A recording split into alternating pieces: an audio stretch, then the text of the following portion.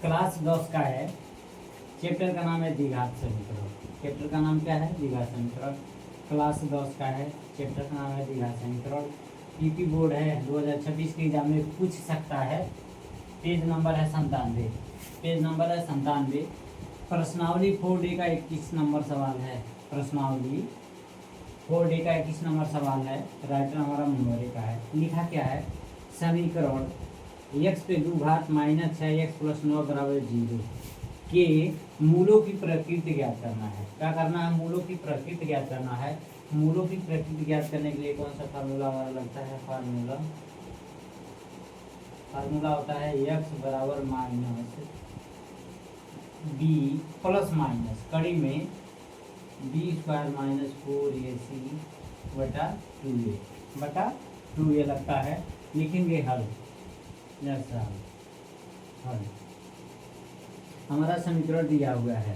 लिखेंगे दिया है समीकरण, क्योंकि हमारा समीकरण दिया हुआ है। यहाँ दे देंगे बराबर रखेंगे। x पे कितना है? 2 घात माइनस 6x प्लस 9 बराबर 0। 9 बराबर क्या करेंगे? 0 है, द्विघात समीकरण है। तो द्विघात समीकरण से इसको हम तुलना कर देंगे।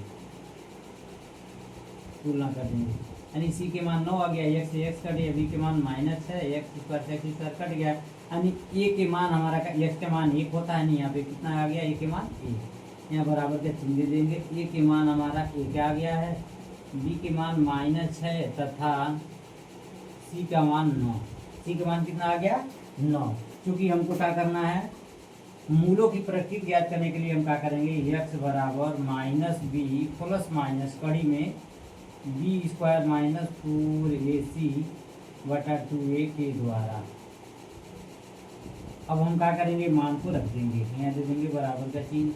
x बराबर माइनस b के मान है माइनस 6 प्लस माइनस b के मान है माइनस 6 को कितना घात? 2 घात माइनस 4। a के मान हमारा कितना है? 1। c के मान है 9 बटे में कितना हो जाएगा? 2 गुणे a, क्योंकि a के मान 1 है। तो ध्यान देंगे x बराबर माइनस से माइनस में भाग देंगे, गुणा करेंगे तो प्लस हो जाएगा, यानी 6 हो गया।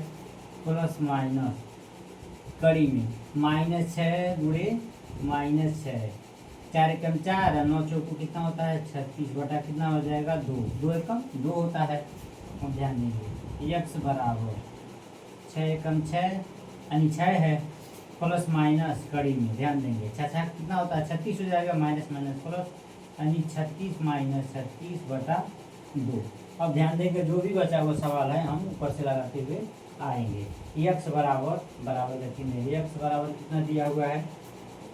6 प्लस माइनस 36 में 36 जाएगा तो 0 हो जाएगा बटे 2।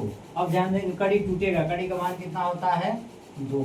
लेकिन यहाँ पे 0 है तो कोई मतलब नहीं होता है, टूटेगा तो क्या हो जाएगा? x बराबर 6 प्लस माइनस 0 बटा 2, यानी यहाँ पे 2 मान है, प्लस भी है माइनस भी है। हम क्या करेंगे? दोनों को लिख लेंगे। x बराबर 6 प्लस 2 6 प्लस 0, क्योंकि सामने 0 है, 6 प्लस 0 बटा 2 1 हो जाएगा। x बराबर 6 माइनस 0 बटा 2।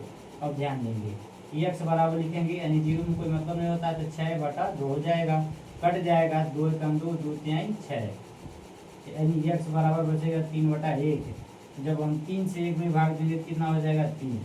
दूसरा का हमारा हो गया, एक दूसरा जो हमारा है इसका मान है x बराबर 3। x बराबर 6 में 0 जाएगा नहीं, यानी 6 बटा 2 बचेगा, 2 एकम 2 3 दूनी 6, यानी बचा कितना? 3 भागा 1, यानी x बराबर 3 में 1 से भाग देंगे 3, यानी दोनों को मान सेम आया है। अतः मूलों की प्रकृति हमारा जो है क्या हो जाएगी? मूलों की प्रकृति वास्तविक तथा समान हो जाएगी। लिखेंगे अतः मूलों की प्रकृति वास्तविक तथा समान है। यही हमारा आंसर हो जाता है।